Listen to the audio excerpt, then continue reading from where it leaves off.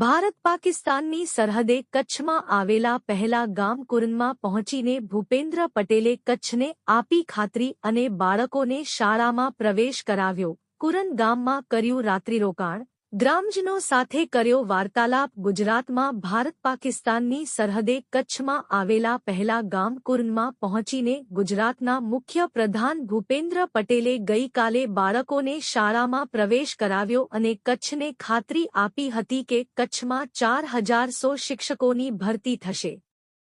તેમણે કચ્છના કુરન ગામમાં રાત્રિરોકાણ કરીને ગ્રામજનો સાથે વાર્તાલાપ કર્યો હતો.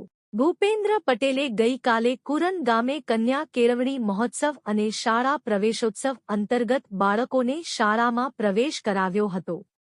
તેમણે કચ્છ જિલ્લાના 107.60 કરોડ રૂપિયાના વિવિધ વિકાસ કાર્યોનું ઇલોકાર્પણ અને ઇખાતમુહૂર્ત કર્યું હતું. ભૂપેન્દ્ર પટેલે રાજ્યના પ્રથમ સરહદી ગામ એવા કચ્છના કુરનમાં બાળકોની આંગળી પકડીને તેમને હરખભેર શાળામાં પ્રવેશ કરાવ્યો હતો. આ ઉપરાંત તેમણે નવનિર્મિત પ્રાથમિક શાળાના ભવનનું લોકાર્પણ કરીને વિદ્યાર્થીઓ સાથે ગોષ્ઠી કરી હતી અને શાળામાં નિયમિત આવવા માટે કહ્યું હતું. ભૂપેન્દ્ર પટેલે સભામાં કહ્યું હતું કે કચ્છ જિલ્લામાં શિક્ષકોની ઘટને પહોંચી વળવા માટે 4100 શિક્ષકોની ભરતી કરવામાં આવી રહી છે.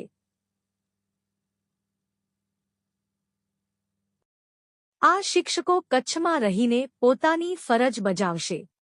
માત્ર શાળામાં પ્રવેશ મેળવવો પૂરતો નથી, પરંતુ અભ્યાસ પૂર્ણ કરવો એ પણ એટલું જ જરૂરી છે. આજની દરેક સમસ્યાનું સમાધાન શિક્ષણમાં જ છે. વિશ્વના સૌથી મોટા હાઇબ્રિડ રિન્યુએબલ એનર્જી પાર્કની મુલાકાત લીધી ભૂપેન્દ્ર પટેલે. ભૂપેન્દ્ર પટેલે ખાવડા પાસે આકાર લઈ રહેલા વિશ્વના સૌથી મોટા હાઇબ્રિડ રિન્યુએબલ એનર્જી પાર્કની મુલાકાત લઈને વિવિધ કંપનીઓના અધિકારીઓ સાથે સમીક્ષા બેઠક કરી હતી. તેમણે અદાણી સેન્ટ્રલ કંટ્રોલ રૂમમાંથી સોલર અને પવન ઉર્જાના ગ્રીન ગ્રોથની ઝલક ઝીલીને પ્રગતિ હેઠળના કામની સમીક્ષા કરી હતી. વડાપ્રધાન નરેન્દ્ર મોદીએ ડિસેમ્બર 2020માં ખાવડા પાસે પાર્કનું ભૂમિપૂજન કર્યું હતું. અંદાજે 800 સ્ક્વેર કિલોમીટરમાં નિર્માણાધીન આ પાર્કમાં વર્ષ 2028 સુધીમાં 37 ગીગાવોટ 100% પર્યાવરણ અનુકૂળ વીજળી ઉત્પાદનનો લક્ષ્યાંક રાખવામાં આવ્યો છે. આ પાર્કમાંથી દેશના અંદાજે 1,85,00,000 ઘરને વર્ષ 2028 સુધીમાં વીજળી મળશે.